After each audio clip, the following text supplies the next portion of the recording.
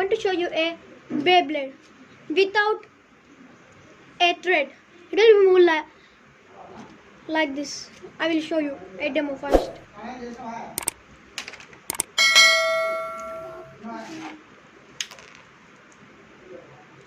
You can see the beyblade is rotating.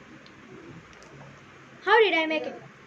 First, I attached this plastic one, or you can use cardboard here, to the one gear. This gear, okay, when we pull like this big gear will be rotate this small gear, so the speed will be increased. Upon that small gear there is again big gear, so the speed is more now. Again this big gear is attached to a small gear, so the speed is very more, and it is also attached. When we keep here, the speed is very high, so it will rotate very fastly. You want to know more about this gear system, compound gear, there is a link in description below. Okay, you can play 2 members with this like this. I attached a plastic one here. I will show you again.